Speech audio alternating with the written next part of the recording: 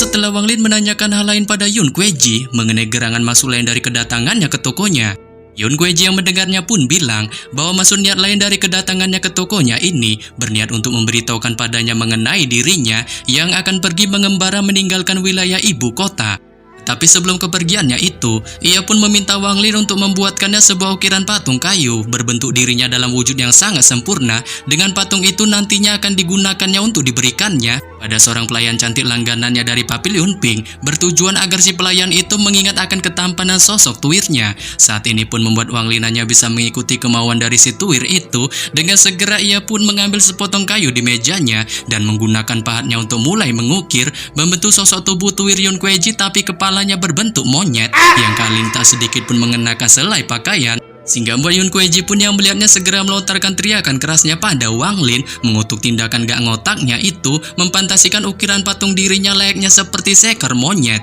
Menyebabkan Wang Lin pun yang melihat kemarahannya hanya bisa menunjukkan tawa ngakaknya, sebelum kemudian ia pun mengambil sepotong kayu lain dan mulai menunjukkan mode seriusnya dalam mengukir patung berbentuk Yun Kueji. Dengan setelah waktu yang cukup lama, ia larut dalam mode kang ukirnya ini. Patung bermodelkan Yun Kueji itu pun pada akhirnya terbentuk dalam wujud yang sangat istimewa, terutama pada ketampanan di raut wajahnya. Menyebabkan Yun Kueji pun yang melihatnya tanpa basa-basi mengambil patung itu dari tangan Wang Lin dan mencoba untuk mengamatinya sejenak, sebelum kemudian melontarkan pujiannya atas ukiran patung berbentuk dirinya itu yang menurutnya kali ini terkesan sangat bagus plus sama persis seperti sosok tuirnya. Dengan setelah melontarkan pujiannya ini, ia pun memperbolehkan Wang Lin untuk menyimpan topi jerami yang pernah diberikannya waktu itu dan kemudian memutuskan untuk bergegas pergi meninggalkan toko. Tetapi tepat ketika sosoknya itu berada di depan pintu, ia pun tiba-tiba berhenti dan berbalik ke arah Wang Lin, sembari sekali lagi mengingatkannya untuk membuatkannya sisa ukiran patung bermodelkan dirinya itu, yang kali ini tersisa dalam jumlah 999, dan juga menyuruhnya untuk tak melupakan semua hal itu, dikarenakan jika lupa,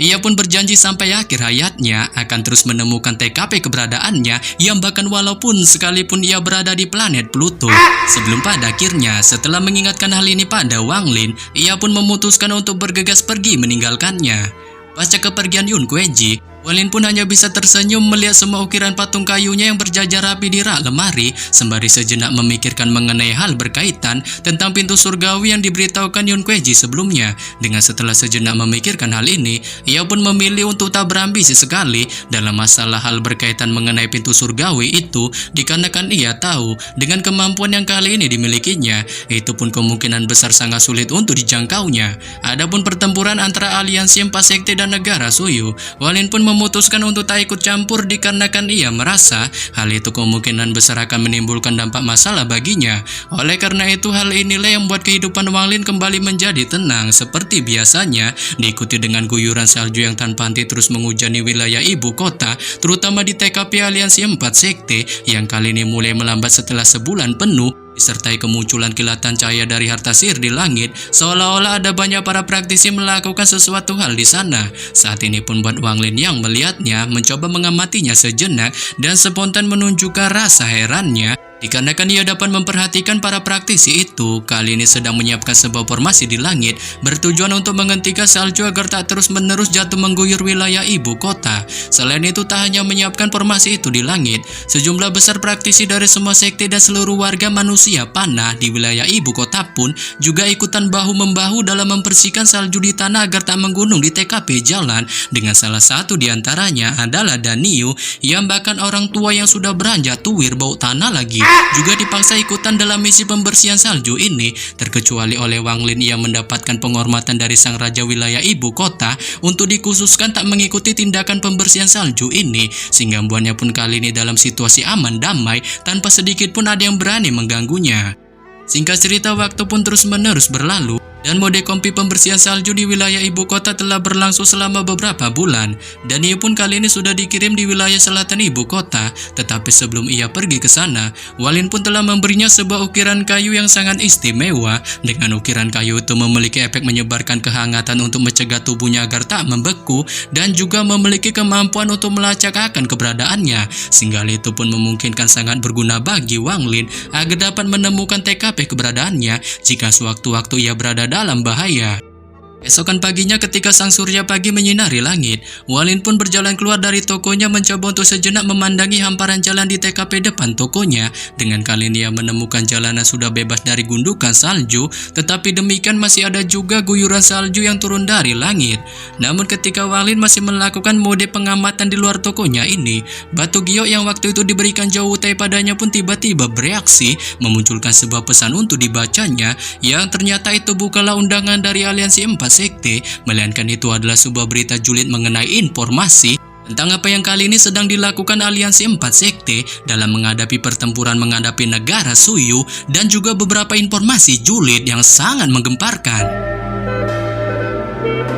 Setelah memunculkan batu giok pemberian Zhao Wutai itu, Walin pun perlahan mencoba membaca isi informasi di dalamnya, yang mana di dalam informasi batu giok itu, Zhao Wutai pun mengungkapkan kekhawatirannya mengenai negara Suyu yang sampai saat ini belum memulai perang, padahal dari kenyataannya, menurut kebiasaan yang mereka lakukan, mereka akan memulai perang ketika salju yang mereka kirim di suatu wilayah sudah habis dalam jangka waktu beberapa puluh hari. Tetapi sampai saat ini bahkan waktu sudah berlalu selama 4 bulan, mereka pun tak menunjukkan tanda-tanda untuk memulai perang, sehingga Mbak Zhao Wutai pun menebak kemungkinan besar negara Suyu bukan hanya menargetkan keempat aliansi sekte untuk dihancurkan, melainkan mereka juga berniat memusnahkan seluruh penjuru negara yang ada di dalamnya, sebab di planet Sujaku, perang untuk melenyapkan suatu negara jarang terjadi, tetapi itu bukanlah sesuatu hal yang sudah pernah terjadi sebelumnya. Karena kasih negara yang memulai perang itu haruslah mengikut campurkan planet Sujaku dalam hal ini. Oleh sebab itu hal itulah yang membuat Zhao Wutai yakin negara Suyu berniat membumi hanguskan seluruh penjuru negara budidaya aliansi 4 sekte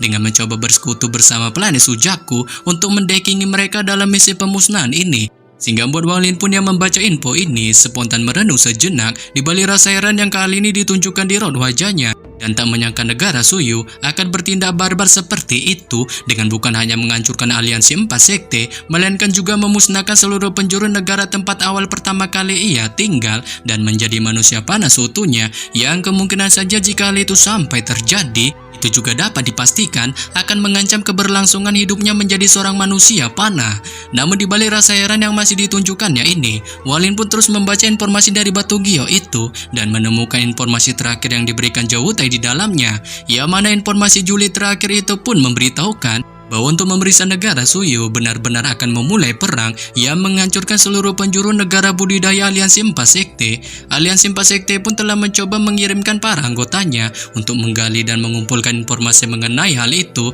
dengan mengirimkan total 3 kelompok anggota yang diantaranya diutus ke wilayah negara budidaya peringkat keempat terdekat yang merupakan sekutu mereka, serta negara budidaya peringkat kelima untuk meminta bala bantuan, dan juga kelompok anggota terakhir dikirim pergi secara dannya ke planet Sujaku untuk menemukan suatu kebenaran. Tapi setelah mengutus para anggotanya itu, 2 di antara 3 kelompok itu pun kembali dalam keadaan selamat, sementara kelompok terakhir yang diutus ke planet Sujaku tak menunjukkan sedikit pun tanda-tanda kepulangan, sehingga hal ini pun lantas membuat semua para anggota aliansi 4 sekte yang mengetahuinya dirundung rasa gelisah bercampur kepanikan di masing-masing raut wajahnya. Namun setelah mencoba usaha banyak untuk menggali informasi mengenai hubungan planet Sujaku dan negara Suyu, aliansi 4 sekte pun akhirnya mendapatkan sebuah informasi mengejutkan dari seorang praktisi ranah kultivasi perubahan jiwa negara budidaya peringkat kelima, bahwa penyebab planet Sujaku mendukung penuh invasi yang dilakukan negara Suyu ini dikarenakan negara Suyu memiliki seorang praktisi wanita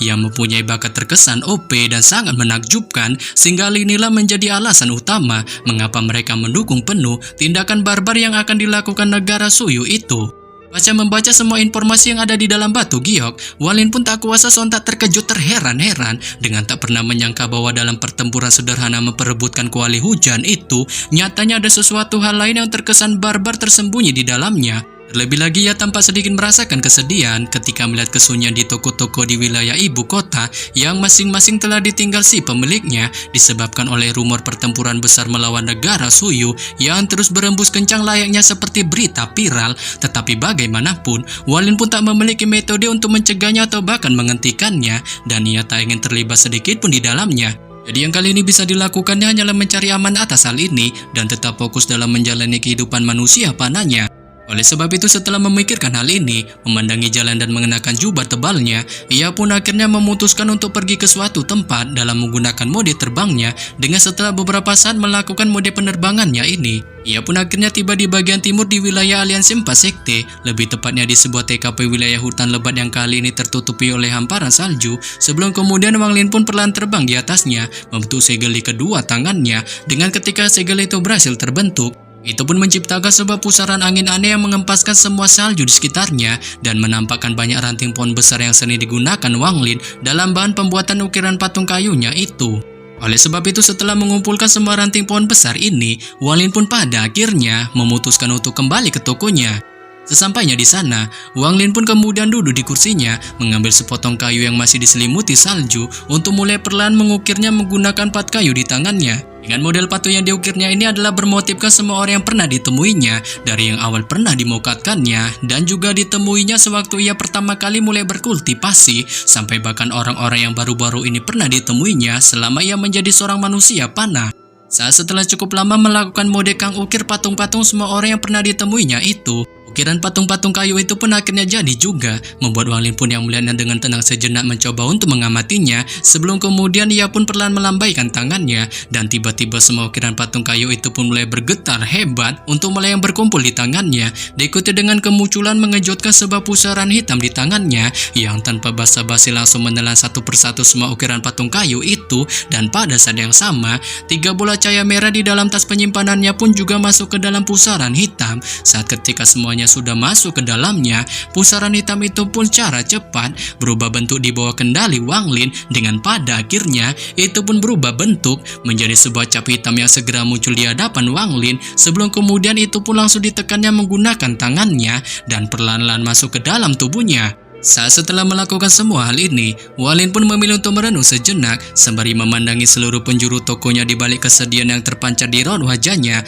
mengingat tempat ini merupakan awal pertama kali ia tinggal dan menjadi seorang manusia panah seutuhnya selama 30 tahun bermukim di wilayah ibu kota. Dengan setelah sejenak menunjukkan mode sedihnya ini, ia pun kemudian melambaikan tangannya menyerah semua ukiran patung kayunya yang berjajar rapi di rak lemari. Saat setelah rak lemari itu bersih tak tersisa, tanpa adanya ukiran patung kayu yang tertinggal, ia pun pada akhirnya memutuskan untuk pergi meninggalkan